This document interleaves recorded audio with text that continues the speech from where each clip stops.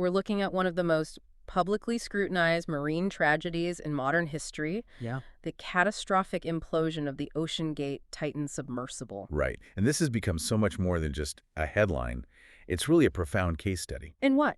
Exactly. It forces us to confront this intersection of, rapid, unregulated ambition, a specific kind of organizational culture, and just established engineering process. And the material we have, Yeah. it's voluminous. It really is. And when you layer it all together, it paints a very, very clear picture of what happens when fundamental warnings and, frankly, established expertise are just systematically ignored. Okay, so let's unpack this. And I think we have to start with the historical irony, because it's Yeah. impossible to ignore. It's haunting. This tragedy, 5 lives lost, it happened right next to the wreck of the Titanic. The Titanic itself was this monument to the hubris of the early 20th century, this idea of the unsinkable ship. Right. And now, over a century later, in the same desolate stretch of the North Atlantic, you have the Titan, a vessel that was supposed to be all about exploration, failing catastrophically for reasons that investigators just about.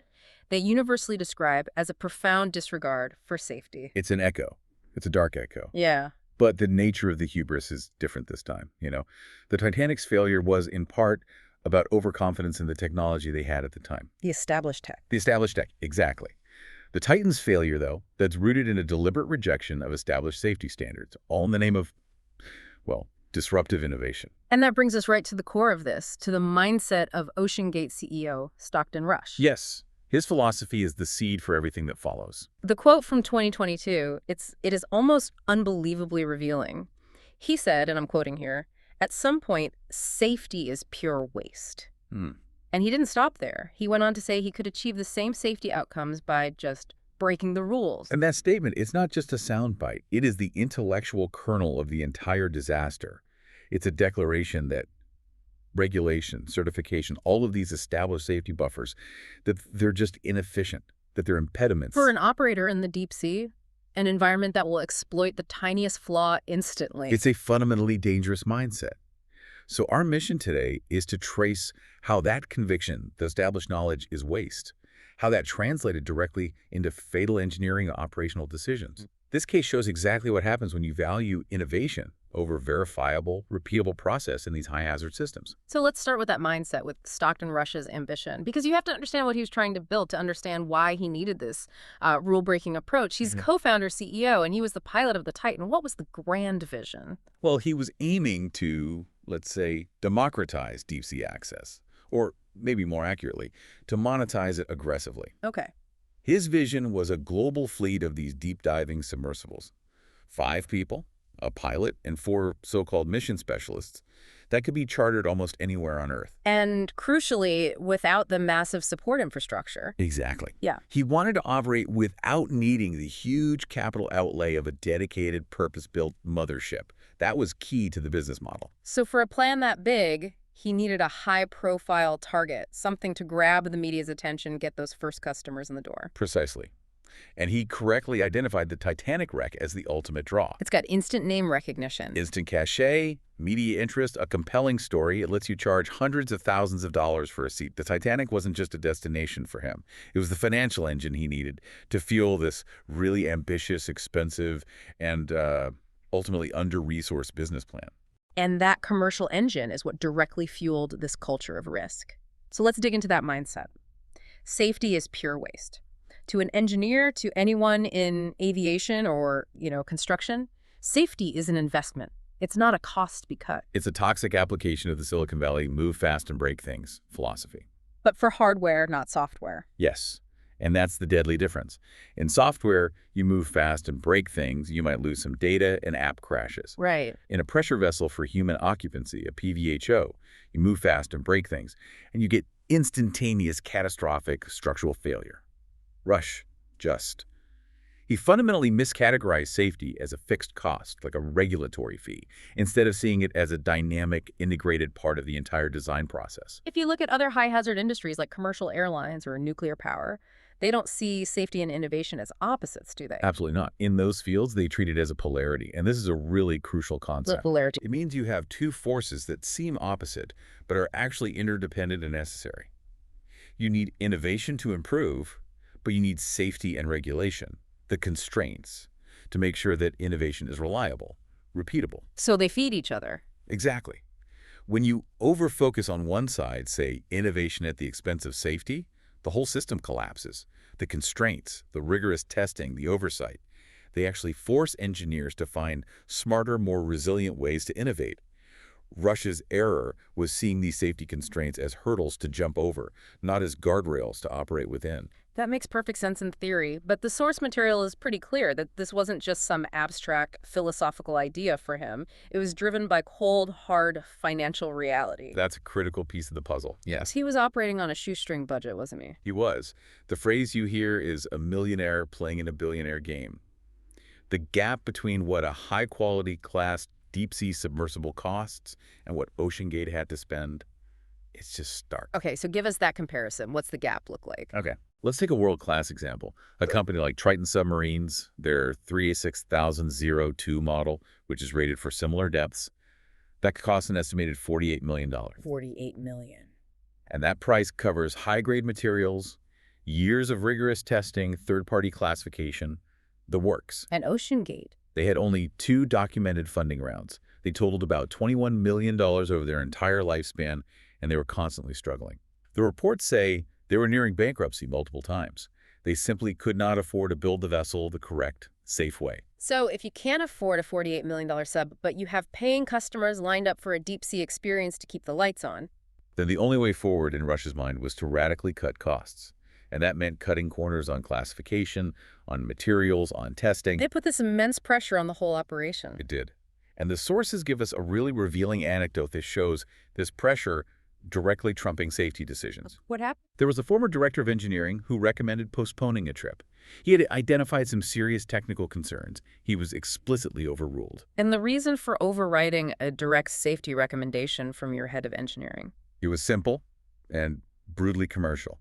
Paying clients, the mission specialists, had already bought their $250,000 tickets. The company needed the revenue. So the trip had to go. The trip had to proceed. This wasn't a one-off mistake. It was organizational policy. The immediate financial goals of the company superseded the professional judgment of its own engineers about human safety. And that culture is the foundation on which the entire flawed Titan was designed and operated. It's a grim foundation, and it explains why they had to embrace these highly experimental, unverified, and, ultimately fatal engineering choices, starting with the most basic part of the sub itself. Right, the vessel's design. In the words of many, many naval architects, it was just fundamentally flawed for its intended purpose. It was this risky composite construction. Okay, break that down. It was a massive carbon fiber cylinder, that's the main pressure hull, which was bonded to 2 titanium endomes. Now, titanium is the standard material for these things, for deep diving subs. Why is that? And why was carbon fiber such an inherently risky choice here? Right, so traditional deep-sea subs use titanium or, for very specialized thick steel alloys. These materials are fantastic under compression. And they behave predictably. Critically, they behave predictably under what's called cyclic stress. Every time a sub dies, the hull compresses. When it comes up, it expands. Over and over again. Hundreds of times. Titanium is robust. It can even strengthen a little bit under these repeated stress cycles. At the very least, its fatigue characteristics are incredibly well understood. And carbon fiber does the opposite in this kind of environment. Precisely. Carbon fiber composite is amazing in aerospace for its strength-to-weight ratio, but it performs best under tension-pulling forces, not massive, repeated compression at extreme depths. What kind of pressure are we talking about at the depth of the Titanic? We're talking about 4,000 meters. That's roughly 5,600 pounds per square inch. It's just unrelenting. And what does that do to carbon fiber over time? Carbon fiber composites, especially when they're built as thick as this pressure vessel was, are susceptible to internal flaws. Under that cyclic stress, the internal matrix of the composite, the adhesive, the fiber layers, it starts to break down. It's a process called delamination. It just weakens with every single dive. So unlike a metal hull, which might show you warning signs, it might bend or crack visibly, carbon fiber fatigue can be invisible. Invisible and instantaneous when it finally goes. The failure is nonlinear and it's sudden. The material accumulates damage at a micro level, damage that's almost impossible to detect without specialized equipment until it hits a critical point, and the entire structure just collapses without warning. Which is why nobody uses it for this. It's exactly why major classification societies in the U.S. Navy have traditionally avoided carbon fiber for deep diving manned submersibles. And this wasn't just a theoretical concern for OceanGate. I mean, they had a real-world test case with their first hull, V1, that showed exactly this problem years earlier. That's a key piece of evidence. Mm. It shows the company understood the risk, yet they pushed ahead. The original V1 hull, it was taken out of service after just 48 dives. And not even deep dives, right? Right. Only 13 of those went deeper than 100 meters. And even at those, relatively shallow depths, the company found clear hairline fractures and subsurface delamination back in 2019. And there were reports of noises. Crew members reported hearing alarming cracking sounds during those early dives. That hull was condemned, which forced them to build V2. So the V1 failure should have been the final word. It should have been definitive proof that carbon fiber was the wrong material for the job. You'd think so. But Rush was so committed to his experimental design that they just doubled down. They built V2, the casualty vessel, using a slightly different construction method. What was different? They used something called pre-preg carbon fiber layers and a co-bonding process. The goal was a depth of 6,000 meters. But even with a new build, all the evidence suggests the manufacturing was just riddled with flaws. And the post-disaster analysis of the debris confirmed that. Absolutely. The forensic analysis confirmed significant anomalies, things totally consistent with poor quality control during construction. What specifically did the investigators find? Oh, the list is alarming. They found porosity, which is just tiny air pockets between the composite layers. They found voids in the adhesive joints that were supposed to be holding it all together. And they found wrinkles or waviness in the carbon fiber layers, which is hugely detrimental to strength under compression. And this is where it gets just absurd. They found evidence they tried to fix these wrinkles with a grinding tool. They did. The evidence strongly suggests that instead of rejecting flawed sections or remanufacturing, workers had manually leveled some of these wrinkles using a grinder. On a pressure vessel designed to withstand over 5,000 psi. To take that vessel and then manually grind down critical structural layers to smooth out a wrinkle. It just shows a profound disregard for material science and for quality assurance. That single action drastically and, importantly, unpredictably reduced the hull's ultimate strength.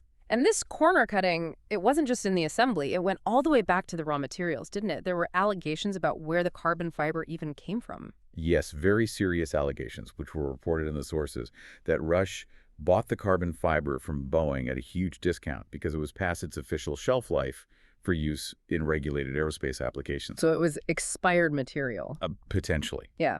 Now, Boeing has publicly disclaimed having any record of that sale to OceanGate, but the allegation itself just reinforces the narrative that OceanGate was consistently prioritizing cost savings over established quality control, even for the most foundational structural materials. Which brings us to the biggest engineering red flag of all, the testing gaps. I mean, they skip the most basic verification steps that any organization building something like this should follow. It's a textbook example of just neglecting the check phase of any engineering cycle. Standard protocol would be to build and test scaled models to failure. To see where the limits are. To understand the material's actual limits, OceanGate never built or tested subscale models using the final co-bonding process from V2. And more critically, they never pressure tested a full-scale hull to failure. Why is testing a full-scale hull to failure so crucial? Because your computer models, your theoretical calculations, even the really sophisticated ones, they all assume perfect conditions, perfect geometry, perfect material consistency, perfect fiber alignment. Which they knew they didn't have. They knew they had introduced flaws, the grinding, the voids, the possibly expired material. So the theoretical calculations were worthless. Testing a full-scale model to failure is the only way to find out the actual operating limits, the real safety factor, and how your compromised structure is going to fail. But instead, they were just operating on this theoretical optimism. Exactly. The computer models might have predicted it was safe, but those predictions relied on a level of quality control that was clearly absent. By skipping failure testing, they were literally gambling with human lives on the hope that their flawed, real-world vessel somehow matched the ideal vessel that only existed in a computer. And finally, on the design, we have to talk about the viewport, the small acrylic window, because the rating discrepancy here is genuinely shocking. It really is. It demonstrates the systemic lack of any safety margin. The acrylic viewport, according to the manufacturer's own ratings, was suitable for a maximum operational depth of only 1,300 meters. 1,300. And some reports suggest it was even less, maybe a safe depth of 650 meters, once you factor in deformation potential. Yet the Titan was routinely diving to 4,000 meters. So that's 3 to 6 times its rated capacity. Yes, and you have to understand the physics. Acrylic deforms, it changes shape under that kind of pressure, and that's not benign. That deformation transfers unequal, unpredictable stresses to the surrounding carbon fiber and titanium structure. It's a massive self-inflicted weak point. An obvious one that Rush knew about but refused to fix, almost certainly because of the cost and complexity of sourcing a custom certified viewport that could handle that depth.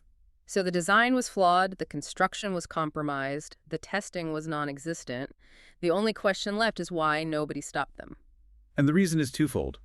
You have a culture of internal suppression combined with an active strategy to just circumvent any external regulation. Let's start with the internal suppression. This is best personified by the whistleblower, David Lockridge. It is. He was OceanGate's director of marine operations, and he raised specific technical red flags way back in 2018. What did he demand that got him fired?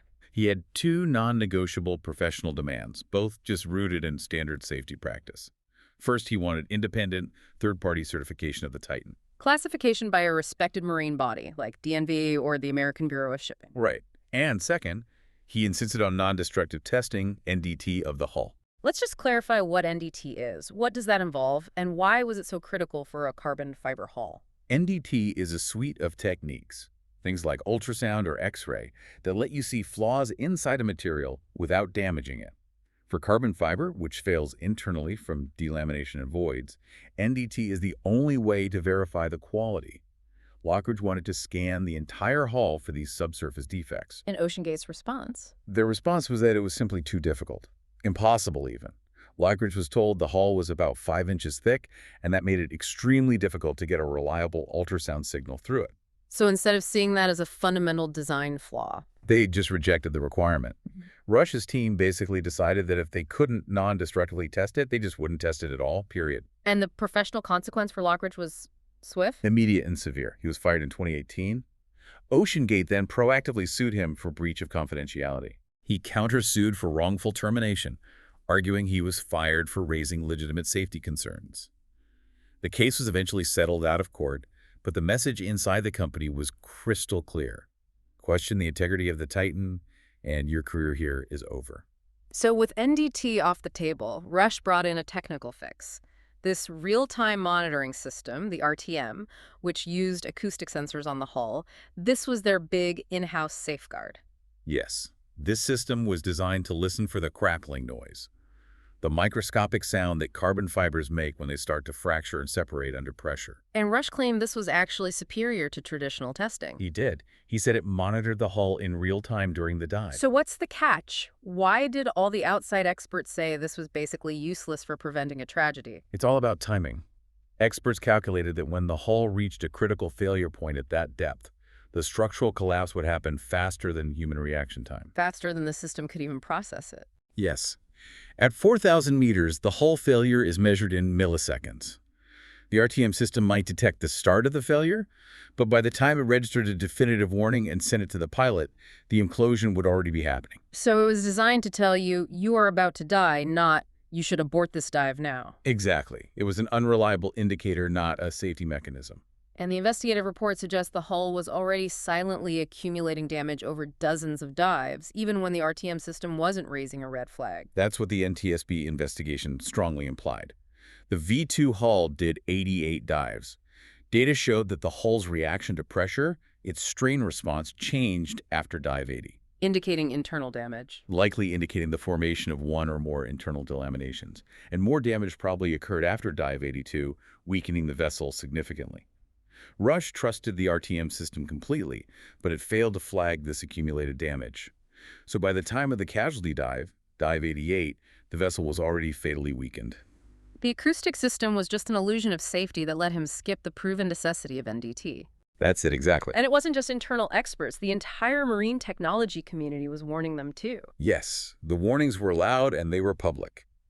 The Marine Technology Society, which represents engineers and scientists in the field, sent a letter to OceanGate expressing unanimous concern over the Titan's experimental nature and its total lack of certification.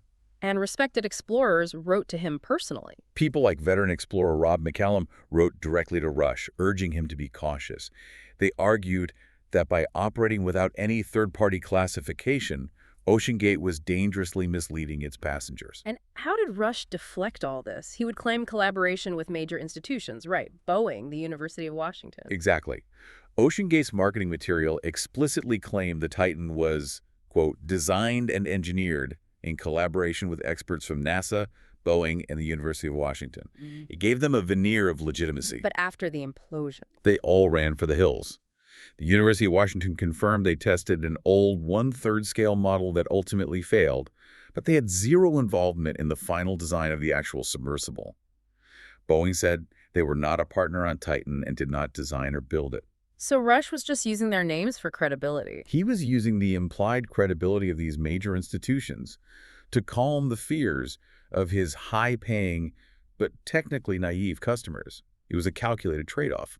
Okay, so this entire operation could only exist because OceanGate was incredibly adept at navigating and really exploiting the gaps in international maritime law. This is where we shift from engineering failure to legal manipulation. Absolutely. The U.S. Coast Guard's investigation was crystal clear on this point. So how did they manage to operate this hazardous vessel completely outside of any meaningful oversight for so long? The Coast Guard concluded they strategically created and exploited regulatory confusion. They used a three-pronged approach to operate in this legal gray area on the high seas. Okay, what was prong number one? They intentionally kept the Titan unflagged. The vessel was not registered or documented under the flag of any country. Not the U.S., not the Bahamas, not Panama. Which immediately gets them out from under the rules of any single country. Exactly. It exempted them from comprehensive mandatory safety regulations. It allowed them to completely avoid external oversight and compulsory inspection. And the second prong was the experimental label. Yes. They called the vessel experimental. Now, that might sound official, but it is not a designation recognized by the U.S. Coast Guard or any major classification society as having its own set of safety standards. So it's just a word they use. It was a word they used to justify skipping the established rules, but without adopting the rigorous safety protocols that usually come with actual experimental research. It was a justification for rule breaking, not a category of compliance. And the third, and maybe the most crucial legal maneuver, involved the passengers. Correct. They redefined the relationship. Instead of calling them passengers for hire, which would trigger very strict U.S. and international safety regulations. The ones for small passenger vessels. Right, specifically 46 CFR subchapter T. Instead of that, OceanGate labeled them mission specialists, Implying they're part of the crew. implying they are active, participating crew members on a research mission, not paying customers, and this legally exempted the vessel from all the regulations that apply to carrying fare-paying passengers. That is a deeply cynical move, to legally redefine people who paid $250,000 as active crew just to skirt liability. It is, and it let them ignore mandatory rules about hull strength, fire suppression, emergency ballast, third-party certification, all of it. They used semantics to create a legal fiction that allowed the operation to exist unregulated. But even in the U.S., there was Coast Guard guidance for these types of vessels for PVHOs, NBIC 0593, but that was voluntary, wasn't it? It was voluntary guidance, yes, but it contained extremely strong safety recommendations, and OceanGate just routinely violated them. For instance, The NBIC advised restricting submersible operations to a max depth of 45 meters unless you had specific capable rescue assets standing by. 45 meters. 45. OceanGate was diving to 4,000 meters with no deep-sea rescue assets immediately available. Rush knew that if he followed that guidance, his Titanic business model would be impossible. So he just chose to ignore it. Okay, so let's pivot to the final dive, to the timeline of the failure and the search effort. Communication was lost 93 minutes into the dive. What happened next, and why was the response so tragically slow? The last communication between the Titan and its support ship, the Polar Prince, was at 10:47.26 a.m. Newfoundland Daylight Time. Now, based on the acoustic data that was gathered later, investigators believe the implosion happened just moments before that. A distinct acoustic bang was detected 2 seconds after that final communication stopped. So once communication was lost, the clock is ticking, but OceanGate waited over 7 hours before they notified any rescue authorities. Why the massive delay? And this delay just compounded the tragedy. The Polar Prince was following OceanGate's own internal safety protocol, which was disastrously flawed. What did the protocol say to do? It directed the support crew to first assume the sub had just lost propulsion, but had managed to surface. So they were required to search the surface of the ocean extensively before calling for search and rescue. A protocol designed to avoid embarrassment, not to save lives. You have to assume so. Yeah. It meant they waited until almost 7 p.m. before finally notifying the U.S. Coast Guard. 7 vital hours were wasted searching an area where the crew, tragically, was never present. And when that distress call finally went out, it triggered this enormous multinational effort. Monumental. The U.S. Coast Guard coordinated this complex operation with Canadian and U.S. military assets, research ships, specialized commercial vessels. The challenge was huge. The vast search area, the tight 96-hour oxygen window, and just the lack of deep-sea assets ready to go. It takes time to get that kind of gear on site. SAR personnel noted it usually takes 2 weeks to get a 6,000-meter capable ROV to a location like that. They managed to do it in under 4 days, which is incredible. But here's the horrifying twist. The U.S. Navy already had critical intelligence almost immediately after the implosion happened. This is the detail that just changes the entire nature of that 4-day search. The U.S. Navy has a sophisticated acoustic detection system, mainly for tracking submarines, and that system detected an acoustic signature consistent with an implosion at 11:04 a.m. Less than 20 minutes after they lost communication. Yes, they categorized it as an anomaly, and they passed that information to the Coast Guard. So while the entire world was watching this agonizing 4-day search for survivors, debating the oxygen clock, the military had strong reason to believe the catastrophe was already over. Yes. The 4-day operation shifted, almost without the public knowing, from a rescue mission to a recovery mission. The logistical effort was still impressive. They got the critical ROV, the Odysseus, from New York to the site incredibly fast. And the wreckage was downed. It was discovered by the Odysseus on June 22nd, about 500 meters from the bow of the Titanic.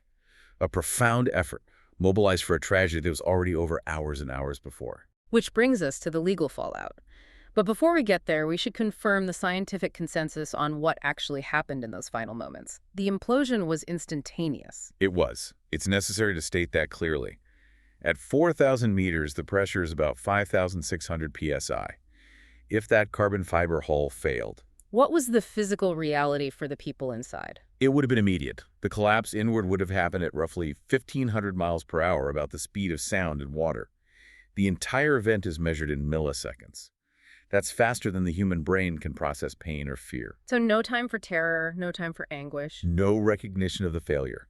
Death would have been instantaneous from the massive compressive force. That is the consensus among naval architects and medical experts. And this scientific reality becomes a really critical point in the legal battles that followed, especially the wrongful death lawsuit from Paul-Henri Nargeolet's family, a $50 million lawsuit. Right. And that lawsuit alleges that OceanGate failed to disclose known flaws, that they concealed critical information. But the legal claim, it hinges on more than just the technical failure. It specifically claims the crew experienced terror and mental anguish. How does the lawsuit support that claim of prolonged suffering when it contradicts the science of an instantaneous implosion? The suit puts forward a hypothesis. It suggests that the RTM acoustic system, the one listening for crackling fibers, actually alerted the crew that the hull was failing before the final collapse. So it worked, in a way. The theory in the lawsuit is that this warning prompted the pilot to try an emergency ascent by dropping ballast weights about 90 minutes into the dive. And this led to a period of conscious terror before the final implosion. That is a crucial emotional and legal distinction. Did the official investigations find any evidence to support that idea, that they tried an emergency ascent? They did not. The USCG's Marine Board of Investigation and the NTSB investigators have stated they found no evidence that the crew was aware of their peril. What about the dropped ballast? Testimony suggested that dropping some ballast, about 70 pounds, was likely a routine maneuver to adjust buoyancy as they got close to the seabed, to prepare for landing near the wreck, not an emergency measure. So it's a huge legal hurdle. It is. Proving prolonged mental anguish requires establishing that they knew what was happening. An immediate implosion results in a very different compensation analysis. And regardless of those final moments, OceanGate's core legal defense is the waivers. Everyone signed waivers that explicitly covered the risk of death. Yes, and waivers in extreme exploration are generally enforceable. The passengers acknowledge the uncertified experimental nature of the vessel. But they aren't a get-out-of-jail-free card. Not for everything. Legal experts emphasize that waivers can be invalidated if the company engaged in gross negligence or if they actively concealed crucial known information about non-obvious defects. So the waivers cover the known risks, but not the hidden, undisclosed ones. Precisely. And that's what the lawsuit focuses on. The concealed flaws, the alleged use of expired carbon fiber, the grinding of the hull, the known underrated viewport, the suppression of the whistleblower. All the things the passengers couldn't have known about. Right. If those things are proven to have been actively concealed, that constitutes gross negligence, a reckless disregard for human life, which would likely render the waivers void and expose OceanGate to massive liability. The argument becomes, we agreed to risk the experiment, but we did not agree to risk known, concealed, and fatal manufacturing defects. So finally, what were the official conclusions from the Coast Guard and the NTSB? What concrete steps are being taken to make sure this kind of loophole is closed for good? The Coast Guard investigation was unequivocally damning. They deemed the accident preventable. Plain and simple? And their conclusions cited OceanGate's negligence, its hostile internal culture that punished dissent, and its exploitation of the regulatory landscape. The NTSB's goal was then to create actionable steps to fix those regulatory gaps. And what specific recommendations did they issue? 2 major recommendations. First, they strongly urged the USCG to commission a formal panel of experts to study these pressure vessel for human occupancy, or PVHO, operations. The goal is to develop specific, mandatory U.S. regulations for deep-sea subs, closing that domestic loophole Rush exploited. And the second recommendation, that addresses the global problem, right? The unflagged international nature of this operation. Correct. The NTSB recommended making the Voluntary International Maritime Organization safety guidelines, specifically MSC.1 Circ. 981, making those mandatory on an international scale. So there are no more gray areas to hide in. That's the goal. To ensure that any deep-sea PVHO operation, regardless of what flag it flies or doesn't fly, is subject to consistent, rigorous, and compulsory safety classification and inspection standards, to make sure no one can ever again use the experimental or unflagged label to dodge essential safety oversight. So this deep dive, it reveals a tragedy that was really less about a single point of failure and more about this catastrophic confluence of decisions. The fatal chain of events didn't start in the deep ocean. It started in the boardroom, in the organizational culture. We saw a total disregard for established technical standards, replaced by a kind of theoretical optimism and, budget cuts. We saw a toxic culture that put financial goals and expedition timelines ahead of human safety and actively suppressed anyone who raised a warning. And all of it was allowed to happen because of these regulatory gaps that OceanGate strategically and expertly exploited to operate completely outside the boundaries of accountability. The definitive takeaway for you, for the learner, especially if you work in any kind of complex or high-stakes field, is the irreplaceable power of verifiable process. When you operate in an extreme environment, whether that's deep-sea exploration, aviation design, complex construction, life sciences constraint and regulation are not the enemy of innovation. They're the foundation for it. They are the essential foundation required for innovation to achieve safety and repeatability. When expertise and critical evaluation are dismissed as pure waste, catastrophic preventable failure is the virtually guaranteed outcome. The Titan disaster exposed not just the flaws of one experimental vessel, it exposed the danger inherent in allowing any complex, high-risk endeavor to operate in that gray area between ambition and verifiable accountability. And it leaves us with one powerful, provocative thought for you to consider as you reflect on the systems you encounter every day. What systems in your own industry or in your own organization might currently be relying on reckless optimism, on corporate bravado, or the hope of perfect geometry, instead of verifiable, rigorous, and established standards that place safety above all else?